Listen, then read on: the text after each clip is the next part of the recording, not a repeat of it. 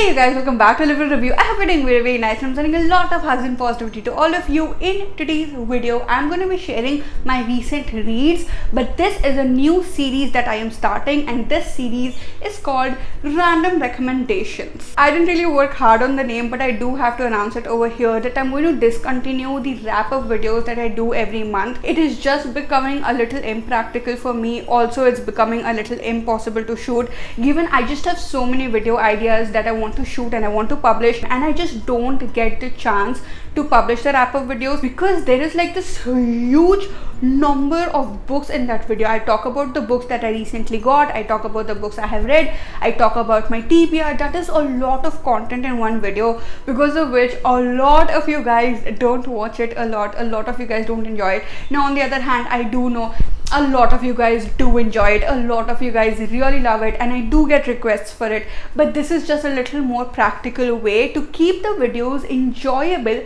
fun, informative, and yet share my recent reads with you. So every now and then, I'm not going to define a timeline. I am going to share my recent reads with you, but they will be random recommendations for you. This is part 1 of random recommendations. This is part 1 of the series. In this series, you will get random ass recommendations that I have recently read, or I have read in the past, or I am rereading, you know, all that kind of stuff. Not just a wrap up. It's not going to be super formal, it's going to be super fun, and I'm really hoping that you guys really enjoy the video. Let's begin. The first book that I have recently finished reading, I have not actually finished reading it. Actually, I am still reading it, but I kind of know the crux of it. I know what is going on because I was reading it every day in the morning.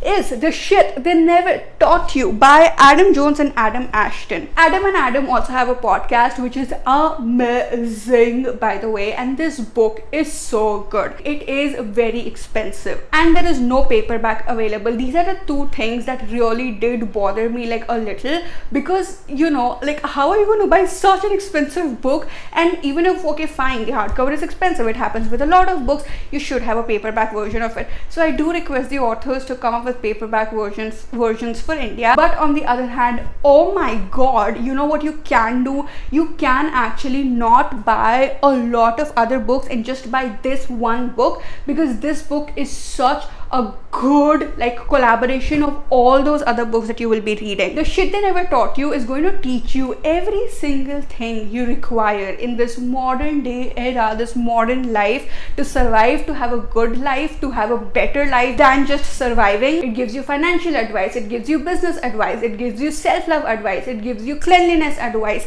whatever you can think of. If there is anything you think that should have been taught to you in school, or you know, daily things that we keep reading like a lot of books for, all of it is there in this book. So instead of buying 10 books, you can just get this one book, and this will be enough for you. If you look at it that way, oh my god, this book is actually really cheap. I was reading only a few pages every morning, but this is one of those books that you can keep on the table or keep like lying around. It is not the book that you will keep with yourself and like, you know, read it from cover to cover all the time. No, it's been divided in sections. There are a number of lessons. You can just pick it up, whatever your requirement is, go in the index, look for that in the index and start reading it. So even if the book is really expensive, it is such a must have in the shelf, and I am so happy that I do have it. I love the cover, I love that it's hardcover. I really like this book. The next book is The House That Spoke by Zuni Chopra. Oh my god, I did not expect to like the book as much as I did. So this is basically the story of a young girl who is able to talk to the sofa and the coffee table and the fireplace and the carpets in her house, and nobody else is able to do that. And Zoon, the little girl, thinks that it's normal for everyone, and everyone talks to all their furniture in the house. But when she turns 15, she realizes that this is some special gift that she has inherited because of the past of her family, and it is only her that can talk to the house, and there is a reason for it. This is basically like a magical, thrilling kind of a book. The language is extremely easy. Even kids can read this book. I really loved it. Why?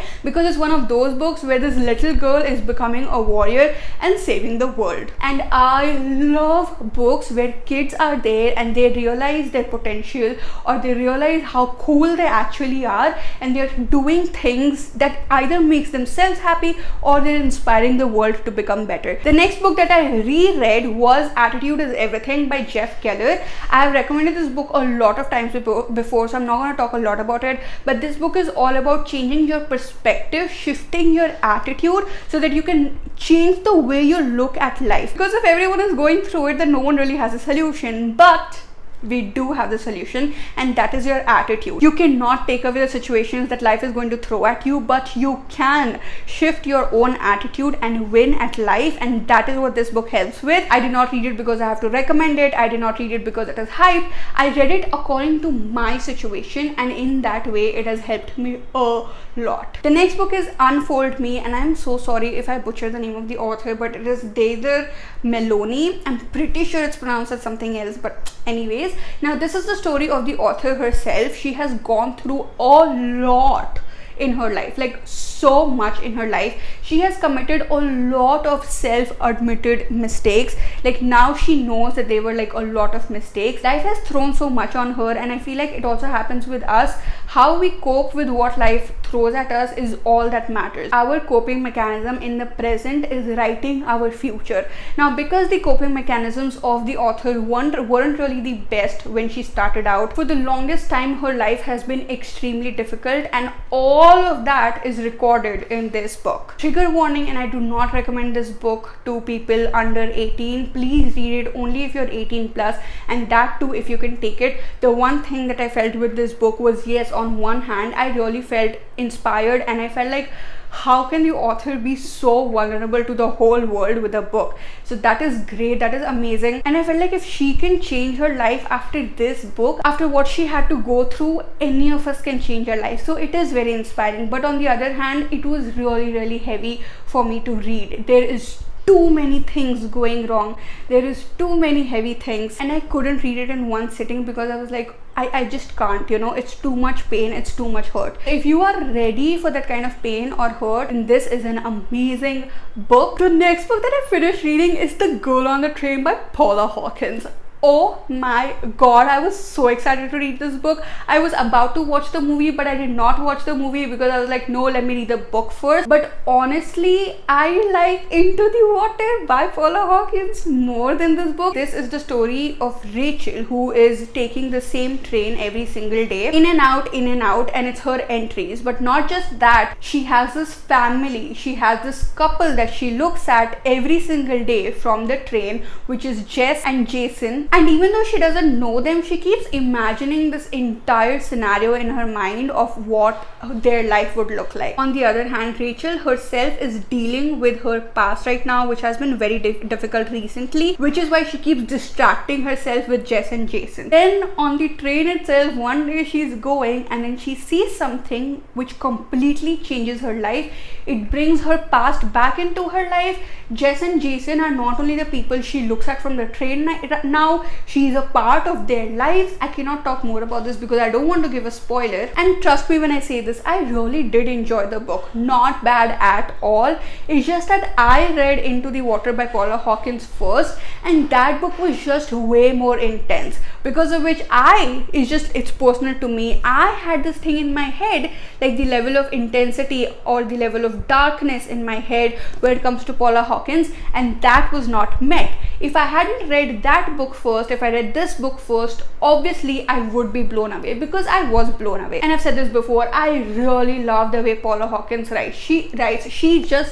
She weaves you into the story. She creates this atmosphere around you, and somehow it is still not lengthy. It is still not, oh my god, why is she going on and on and on about what the environment looks like or what the scenario looks like. No, you are very engrossed into the story. You are always like, oh my god, what's gonna happen, what's gonna happen, what's gonna happen. So I really did enjoy the book, and I love the writing style. It is very similar to Into the Water. I do prefer Into the Water more, but this is not bad at all. It is going to be one of my most favorite books ever. The next book, and I have gone crazy about this book, if you follow me on Instagram, you know what I'm talking about, is Badass Habits by Jen Sincero. Now, this is a book that I bought like impulsively. I was writing the reviews of You Are a Badass and You Are a Badass at Making Money for Instagram, and then I was like, you know, Badass Habits is out, you know, and I have seen two of my favorite creators reading the book in that moment itself. Like on that day, I saw two of my favorite creators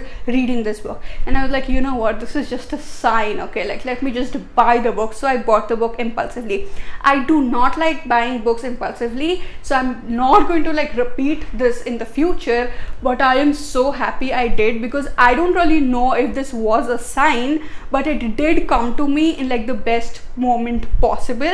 I read a little bit of this book in Junagadh and I really liked it on the trip, and then I came back and I finished the book. Even though the book is finished, there is a 21-day plan in this book, so I am still reading this book a little bit every single day, not every single day, like whenever possible, according to the plan, because I want to use it like in an action way. I want to do what is written in the book and not just read it and keep it. Now that is the one thing about Jen Sincero books. She doesn't only tell you what is right, what is wrong, what is good, what is bad, blah blah blah, all that stuff. Like obviously that is there in the book, but at the same time she will give you actual steps to do. And similarly, this book is also very practical. It is about the badass habits, but it is not the kind of habits that you think, you know, oh, you should wake up early, or you should have water, or what is the, you know, morning routine of a billionaire look like. Not stuff like that. It is about the habits that will help you to reach your best potential. That is one thing that I love about Jen Sincero. She is not pressurizing you to be someone else. She does write self-help,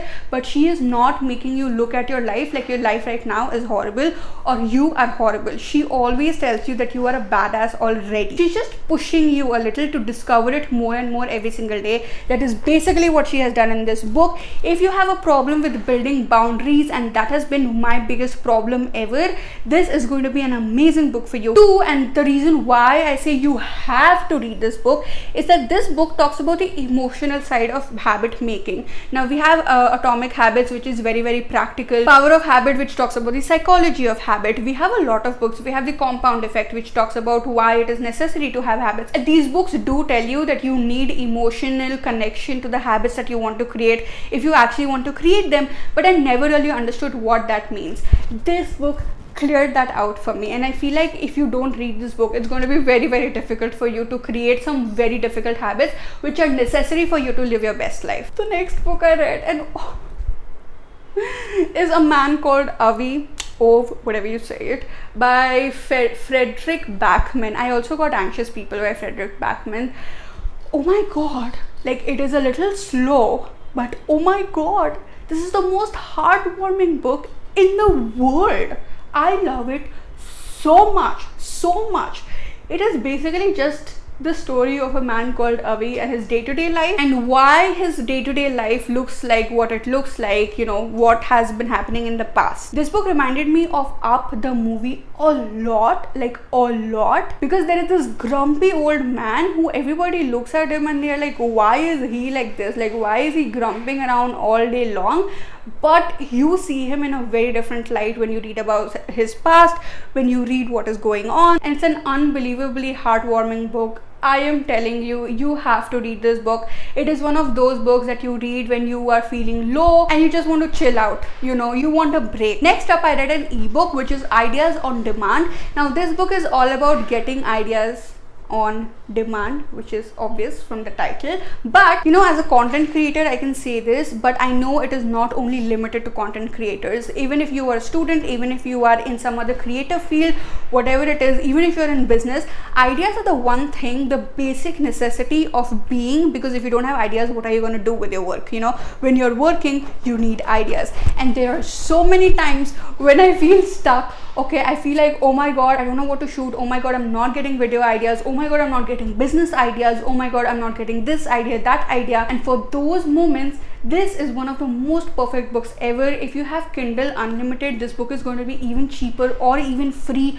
for you, and it is a gem that you need to grab. It is one of the most practical books that I have ever read. Obviously I've read many other practical books, but for ideas, this is one of the most practical books that I have read. I did read That Will Never Work, which was more like a memoir of Netflix, and that was really helpful, but that was like the journey of an idea, and it was inspiring. When it comes to, you know, how do you get more ideas, this is an amazing book, and that is the reason the title is so good for the content. Ideas on Demand. It will tell you what are the things that you can do on a day-to-day basis that will inspire creativity within you and get ideas on demand. The language is extremely easy, and I genuinely really like the book. It's more like a handbook that you can keep going back to whenever you're feeling creatively drained. Next up, I read Let Love Take Over by Thompson Robert. Now this is the story of a man who had all these beliefs in the beginning of his life,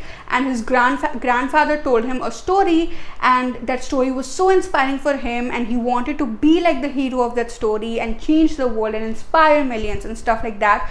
But one incident has completely changed his life. One incident, one result of that incident has completely shaken his belief system, and now he's this whole other man, and he's married and he has a job, but then his married life, his job life, everything is being compromised simply because he is not embracing who he really wants to be, and he's facing all these problems and he's being pinned down, and then he does not know what to do. And it's just weird for him, his life has just completely become different from the kind of life that he wanted to create for himself. The language is very easy, it is very good for beginners. I really enjoyed the book, and the way it has been written in, it is very emotionally engaging. I do think there were a few dialogues or like a few jokes which I do not know why they were there, I'm like, it wasn't really required, but except from that, like, I had literally no other issue from the book. Every single character is very important in the book, and that is something that I love when I read a book. You don't just put characters for the sake of putting characters, they play a role in the book. Even if I'm an avid reader and I have read many inspiring books, this book somehow was different. It was still inspiring, but not just in a inspire millions of people kind of a way, in a way that every single action you take and the result you get from it, and how you accept that result and how you respond to what other people around you are doing, plays such a big role in your life, in how your life is created. So it's not just about your choice, it's also about what you are doing when other people are making choices and doing what they want to do. Do you give up on being yourself, or do you still continue to be yourself? And if you cannot inspire millions, are you going to give up on inspiring anyone at all? Are you going to give up on inspiring yourself also, or are you going to continue to inspire and change the lives of as many people as possible? See, this book actually made me think a lot, and I really like it because of that. The last book I read is Fuck Like a Goddess by Alexandra Roxo. First of all, the cover deserves a round of applause. Okay, oh my god, let me just show you like the inside of it. Okay, it's white, and then it has like this color, but it is not only gorgeous on the outside, it is unbelievably gorgeous on the inside. Trigger warning, and I do not recommend this book to anyone below the age of 18, but if you are the kind of person that has faced like too much of shit in your life in your past, and you have had too much of trauma in your past, and for obvious reasons, if you feel like it's not your voice in the head, it's the voice of the people around you, it is the voice of trauma, and you don't know who you are, and you are not able to discover who you are, you are not able to discover your voice, then this is a very powerful book for you. Alexandra Roxo not only talks about your mind or like your mental trauma, but also about how your mental trauma is affecting your physical being right now.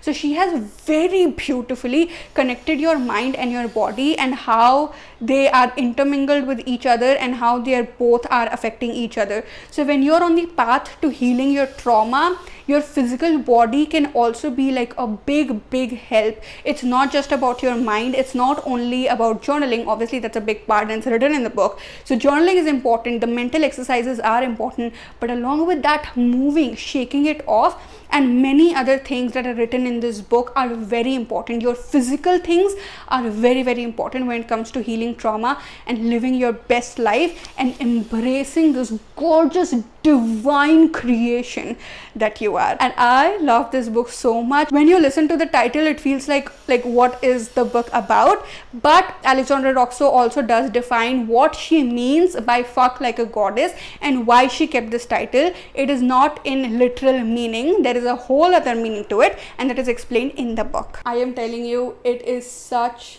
a good book, but again, it's super duper intense. Not the book you can read in one sitting. It took me almost like 2-3 weeks to finish 140 to 200 pages. It was crazy. But I also did the exercises that were given in the book, and that is very important. If you're not doing the exercises given in the book, take your time with it, don't rush into it. But if you're not doing the exercises in the book, then it won't be as helpful as it can be. In the end, I have listened to Practicing the Power of Now, and I've been listening to it on a loop at night before I go to sleep as an audiobook on Storytel. So that is one thing. It is basically the practical part of Power of Now by Eckhart Tolle, and it is so freaking helpful. I cannot tell you how amazing that book is. So you have to listen to Practicing the Power of Now if you haven't. That is one.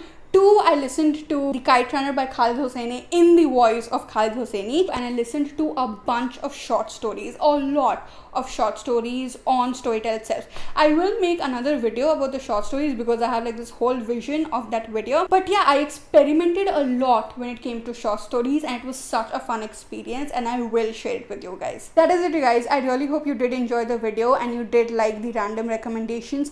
Part 1. A lot more random recommendations coming your way very soon. If you like the video, please do like, share, subscribe, bell button, all those amazing things. I'll see you guys very soon.